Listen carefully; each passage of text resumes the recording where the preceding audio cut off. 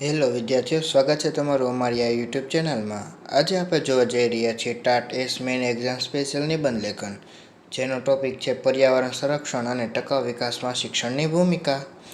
પ્રસ્તાવના જોઈએ। પર્યાવરણ માનવ જીવનનો આધાર છે। હવા, પાણી, જમીન, વનસ્પતિ અને પ્રાણીસૃષ્ટિ વિના પૃથ્વી પર જીવનની કલ્પના શક્ય નથી, પરંતુ ઔદ્યોગિકીકરણ, શહેરીકરણ, વસ્તી વધારો, વૃક્ષોનું નિકંદન અને પ્રદૂષણને કારણે પર્યાવરણ સામે ગંભીર પડકારો ઊભા થયા છે।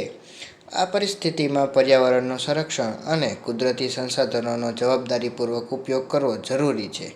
આ માટે શિક્ષણ સૌથી અસરકારક સાધન બની શકે છે। પર્યાવરણ સંરક્ષણનું મહત્ત્વ। પર્યાવરણનું સંતુલન જળવાઈ રહે તો જ માનવ જીવન સ્વસ્થ અને સુરક્ષિત રહી શકે।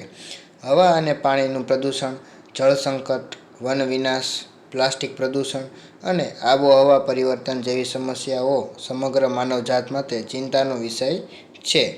પર્યાવરણનું સંરક્ષણ માત્ર સરકારની જવાબદારી નથી, દરેક નાગરિકે પોતાના જીવનમાં પર્યાવરણને અનુકૂળ આચરણ અપનાવવું જરૂરી છે। પાણી બચાવવું, વીજળીનો યોગ્ય ઉપયોગ કરવો, વૃક્ષો વાવવા, પ્લાસ્ટિકનો ઓછો ઉપયોગ કરવો અને કચરાનું યોગ્ય વ્યવસ્થાપન કરવું જેવા નાના પ્રયાસો મોટું પરિવર્તન લાવી શકે છે। ટકાઉ વિકાસનો અર્થ। ટકાઉ વિકાસ એટલે કે વર્તમાન પેઢીની જરૂરિયાતો પૂરી કરતી વખતે ભાવિ પેઢીની જરૂરિયાતો સાથે સમાધાન ન કરવું।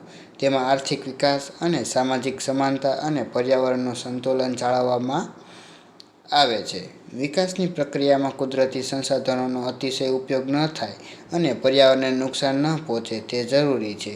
નવીનીકરણીય ઉર્જા, પાણી સંરક્ષણ, હરિત ટેકનોલોજી અને જવાબદાર વપરાશ દ્વારા ટકાઉ વિકાસને પ્રોત્સાહન આપી શકાય છે। શિક્ષણની ભૂમિકા। પર્યાવરણ સંરક્ષણ માટે શિક્ષણ દ્વારા વિદ્યાર્થીઓમાં જાગૃતિ અને જવાબદારીની ભાવના વિકસાવવી જરૂરી છે। શાળામાં પર્યાવરણને માત્ર પાઠ્યપુસ્તકના વિષય તરીકે ન શીખવતા તેને દૈનિક જીવન સાથે જોડવું જોઈએ। વૃક્ષારોપણ સ્વચ્છતા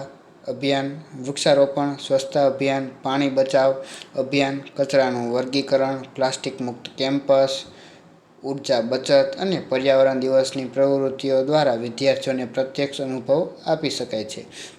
શિક્ષકે વિદ્યાર્થીઓમાં કુદરત પ્રત્યે પ્રેમ, વૈજ્ઞાનિક અભિગમ અને જવાબદાર વર્તન વિકસાવવું જોઈએ।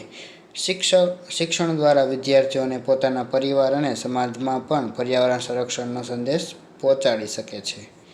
શિક્ષક અને વિદ્યાર્થીની ભૂમિકા। શિક્ષણ પર્યાવરણ પ્રેમી વર્તનનું ઉદાહરણ બની શકે છે। વિદ્યાર્થીઓને માત્ર માહિતી આપવાને બદલે પર્યાવરણની સમસ્યાઓના ઉકેલ શોધવા માટે પ્રોત્સાહિત કરવા જોઈએ। વિદ્યાર્થીઓ પાણી અને વીજળીનો બગાડ અટકાવી શકે છે, વૃક્ષોનું જતન કરી શકે છે, પ્લાસ્ટિકનો ઉપયોગ ઘટાડી શકે છે અને સ્વચ્છતા જાળવી શકે છે। આ નાના પ્રયાસો ભવિષ્યમાં મોટા સામાજિક પરિવર્તનનું સ્વરૂપ લઈ શકે છે।